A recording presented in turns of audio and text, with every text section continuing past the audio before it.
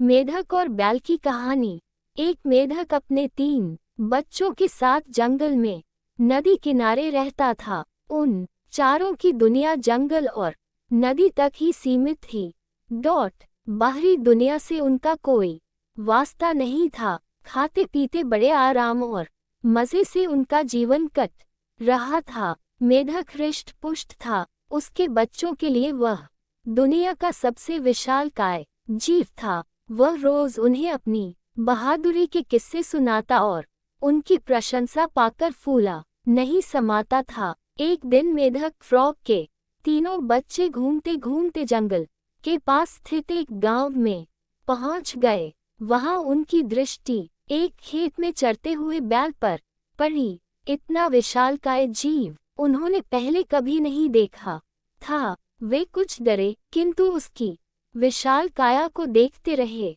तभी बैल ऑक्स ने हुंकार भरी और मेढक के तीनों बच्चे डर के मारे उल्टे पांव भागते हुए अपने घर आ गए। बच्चों को डरा हुआ देखकर जब मेढक ने कारण पूछा तो उन्होंने विस्तार पूर्वक बैल के बारे में बता दिया। इतना बड़ा जीव हमने आज से पहले कभी नहीं देखा। हमें लगता है दुनिया का सबसे विशालकाय जीव आप नहीं, वह है। अपने बच्चों की बात सुनकर मेढक को बुरा लगा। उसने पूछा, वह जीव दिखने में कैसा था? उसके 4 बड़े बड़े पैर थे, एक लंबी सी पूंछ थी, 2 नुकीले सींग थे। शरीर तो इतना बड़ा कि आपका शरीर उसके सामने कुछ भी नहीं। बच्चे बोले।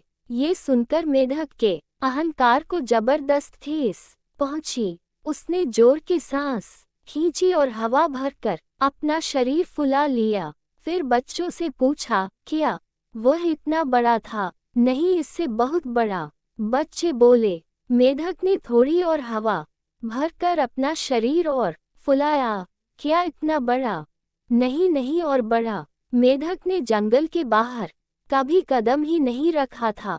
उसे बैल के आकार का अनुमान ही नहीं था, किंतु उसने मानो जिद पकड़ ली थी कि अपने बच्चों के सामने स्वयं को नीचा नहीं दिखाना है। वह जोर से सांस खींचकर ढेर सारी हवा अपने शरीर में भरने लगा। उसका छोटा सा शरीर गेंद के समान गोल हो गया, किंतु इतने पर भी वह नहीं रुका। उसका शरीर में हवा भरना जारी रहा। उसने इतनी सारी हवा अपने शरीर में भर ली कि उसका शरीर वह संभाल नहीं पाया और फट गया। अपने अहंकार में मेढक के प्राण पखेरु उड़ गए। सीख, अहंकार पतन का कारण है।